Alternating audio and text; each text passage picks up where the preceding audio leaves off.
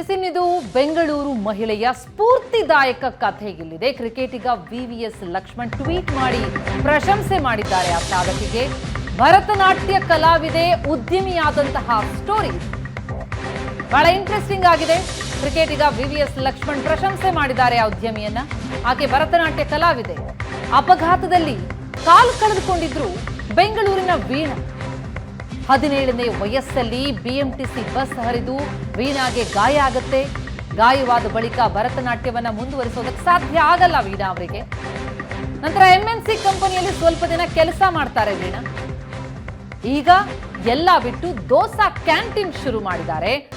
JP ನಗರದಲ್ಲಿ ಕರಿದೋಸೆ ಎನ್ನುವ canteen ನಡೆಸ್ತಾ ಇದ್ದಾರೆ ವೀಣಾ. ವೀಣಾ ಅವರ ಕಾರ್ಯವನ್ನ ಮೆಚ್ಚಿ ವಿವಿಎಸ್ ಲಕ್ಷ್ಮಣ್ ಟ್ವೀಟ್ ಮಾಡಿದ್ದಾರೆ. ಜೀವನದಲ್ಲಿ ಎಷ್ಟೇ ಕಷ್ಟ ಬಂದರೂ ಬಲಶಾಲಿಯಾಗಿರಿ, ನಿಮ್ಮ ಬದುಕು ನಮಗೆ ಸ್ಫೂರ್ತಿದಾಯಕ ಅಂತ ಲಕ್ಷ್ಮಣ್ ಟ್ವೀಟ್ ಮಾಡಿದ್ದಾರೆ. ಬೆಂಗಳೂರು ಮಹಿಳೆಯ ಸ್ಫೂರ್ತಿದಾಯಕ ಕತೆ, ಆ ಕಥೆಯನ್ನ ಕೇಳಿ ಪ್ರಶಂಸೆಯನ್ನ ವ್ಯಕ್ತಪಡಿಸಿದ್ದಾರೆ ವಿವಿಎಸ್ ಲಕ್ಷ್ಮಣ್. ಈ ಮೂಲಕ ಈ ಯುವತಿಯ ಕಥೆ ಬೆಳಕಿಗೆ ಬರ್ತಾ ಇದೆ. ಇದು ಎಲ್ರಿಗೂ ಸ್ಫೂರ್ತಿಯಾಗಿದೆ. ಅಪಘಾತದಲ್ಲಿ ಕಾಲಿಗೇಟಾಗತ್ತೆ. ಭರತನಾಟ್ಯ ಕಲಾವಿದೆಯಾಗಿದ್ರು ವೀಣಾ.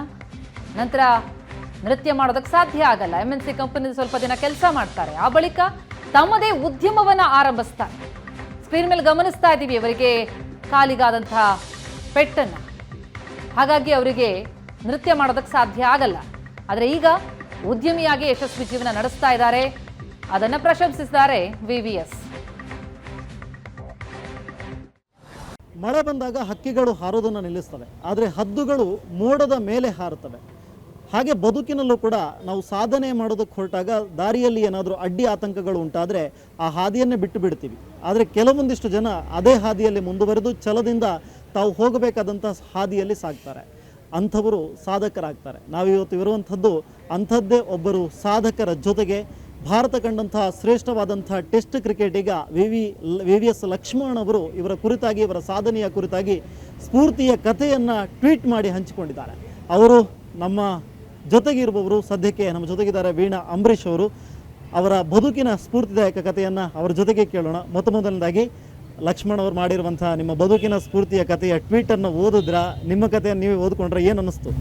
ತುಂಬ ಚೆನ್ನಾಗಿತ್ತು. ಆ್ಯಕ್ಚುಲಿ ನಂಗೆ ಗೊತ್ತಿರಲಿಲ್ಲ ಟ್ವೀಟ್ ಮಾಡಿದ್ದಾರೆ ಅಂತ. ನೀವು ಶೇರ್ ಮಾಡಿದ್ಮೇಲೆ ಗೊತ್ತಿತ್ತು ನನಗೆ. ಸೊ ತುಂಬ ಖುಷಿ ಆಯಿತು ಅದನ್ನು ನೋಡಿ. ಈಗ ಆ ಕಥೆಯಲ್ಲಿ ನಾವು ಗಮನಿಸಿದ್ವಿ, ಸಾಕಷ್ಟು ಏನೋ ಒಂದು ಕನಸು ಇಟ್ಕೊಂಡಿದ್ರಿ, ಭರತನಾಟ್ಯ ಪಟುವಾಗಬೇಕು ಅಂತ ಹೇಳಿ, ಕಲಾವಿದೆ ಆಗಬೇಕು ಅನ್ನುವಂಥ ಕನಸನ್ನು ಇಟ್ಕೊಂಡಿದ್ರಿ. ಸಡನ್ ಆಗಾದಂಥ ಒಂದು ಆಕ್ಸಿಡೆಂಟ್ ನಿಮ್ಮ ಬದುಕನ್ನು ಬದಲಾಯಿಸಿ ಆನಂತರ ಏನಾಯ್ತು? ಆ ಮೂಮೆಂಟಲ್ಲಿ ಏನಾಯಿತು? ಇಲ್ಲ, ಆ್ಯಕ್ಚುಲಿ ನನಗೆ BMTC ಬಸ್ಸಿಂದ ಕ್ಲಾಶ್ ಆಗಿ ಏನಾಯಿತು, ರೈಟ್ ಫೂಟ್ ಇಲ್ದಿರಂಗೆ ಆಗೋಯಿತು. ಸೊ ಯೂಶಲಿ ಆ ಡಾನ್ಸರ್ಗೆ ಫೂಟ್ ಅನ್ನೋದು ತುಂಬ ಇಂಪಾರ್ಟೆಂಟ್, ಸ್ಪೆಷಲಿ ಭರತನಾಟ್ಯಮಲ್ಲಿ ಇನ್ನೂ ಇಂಪಾರ್ಟೆಂಟ್, ಬಿಕಾಸ್ ತಟ್ಟಡವ್ಸ್ ಎಲ್ಲ ಇಂಪಾರ್ಟೆಂಟ್ ಇದೆ ಅಲ್ವಾ. ಸೊ ಹಾಗಾಗಿ ಆ್ಯಂಡ್ ಅದರಿಂದ ಅದನ್ನು ಕಂಟಿನ್ಯೂ ಮಾಡಲಿಕ್ಕೆ ಆಗಲಿಲ್ಲ. ಸೊ ಅದನ್ನು ಸ್ಟಾಪ್ ಮಾಡಬೇಕಾದ ಪರಿಸ್ಥಿತಿ ಬಂತು. ಆ್ಯಂಡ್ ದೆನ್ ಸಂಭವ ನಾನು ಸರ್ಜರೀಸ್ ಎಲ್ಲ ಆದಮೇಲೆ ಅದನ್ನು ನಿಲ್ಲಿಸಿ then started with the studies ಕಡೆ ಹೋದೆ. ಆ್ಯಂಡ್ ದೆನ್ MBA ಮುಗಿಸ್ಬಿಟ್ಟು MNCಯಲ್ಲಿ ವರ್ಕ್ ಮಾಡಿದ್ದೀನಿ, ಬ್ಯಾಂಕಲ್ಲೂ ವರ್ಕ್ ಮಾಡಿದ್ದೀನಿ. ಆ್ಯಂಡ್ ದೆನ್ ಅದೆಲ್ಲ ಸಾಕು, ಡೆಸ್ಕ್ ಜಾಬ್ ಸಾಕು ಅಂತ ಹೇಳಿ ಆಮೇಲೆ ಶುರು ಮಾಡಿದ್ದೆ ಈ ಕರಿದೋಸೆ ಶಾಪ್. ಈಗ ವಿವಿಎಸ್ ಲಕ್ಷ್ಮಣ್ ಅವ್ರ ಬಗ್ಗೆ ಕೊನೆಯದಾಗಿ ಕೇಳ್ತಾ ಇದ್ದೀನಿ. ನೀವು ಟ್ವೀಟ್ ಮಾಡಿದ್ದು ಗೊತ್ತಾಗಲಿಲ್ಲ ಅಂತ ಹೇಳಿದ್ರಿ. ಕ್ರಿಕೆಟ್ ನೋಡ್ತೀರಾ? ಕ್ರಿಕೆಟ್ ಫ್ಯಾನಾ? ಅಥವಾ ವಿವಿಎಸ್ ಲಕ್ಷ್ಮಣ್ ಅವ್ರನ್ನ ತಲುಪಿದ್ದು ಹೇಗೆ ಅಂತ ಏನಾದರೂ ಐಡಿಯಾ ಇದೆಯಾ? ನಂಗೆ ಅವ್ರನ್ನ ತಲುಪಿದ ಐಡಿಯಾ ಅಂತೂ ಇಲ್ಲ, ಬಟ್ ಅವ್ರನ್ನ ತಲುಪಿದ ನನಗೆ ಖುಷಿ ಇದೆ. ವೈ ಬಿಕಾಸ್ ನಾನು ಚಿಕ್ಕ ವಯಸ್ಸಿಂದನೂ ಕ್ರಿಕೆಟ್ ನೋಡ್ತಿರ್ತೀನಿ ಆ್ಯಂಡ್ ಅವ್ರದ್ದು ಮ್ಯಾಚಸ್ ಎಲ್ಲನೂ ನೋಡಿದ್ದೀನಿ. ಸೊ ಹಾಗಾಗಿ ತುಂಬ ಖುಷಿ ಆಯಿತು. ನಿಜ ಹೇಳಬೇಕಾದ್ರೆ ಖುಷಿ ಆಯಿತು. ಸಾಧಿಸಿದರೆ ಸಬಳವನ್ನು ಕೂಡ ನುಂಗಬಹುದು ಅನ್ನುವಂಥ ಒಂದು ಗಾದೆ ಮಾತಿದೆ. ಹಾಗೆ ಇವತ್ತು ಸಾಧನೆಗೆ ಯಾವುದೂ ಕೂಡ ಅಡ್ಡಿಯಲ್ಲ.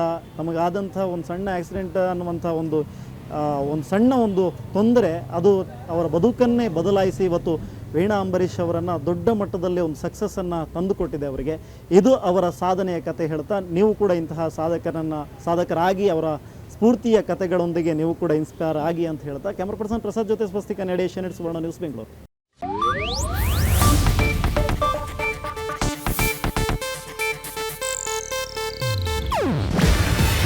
ಇದು ಏಷ್ಯಾನೆಟ್ ನ್ಯೂಸ್ ನೆಟ್ವರ್ಕ್ ಪ್ರಸ್ತುತಿ. ನೀವು ನೋಡ್ತಿದ್ದೀರಾ ಏಷ್ಯಾನೆಟ್ ಸುವರ್ಣ ನ್ಯೂಸ್.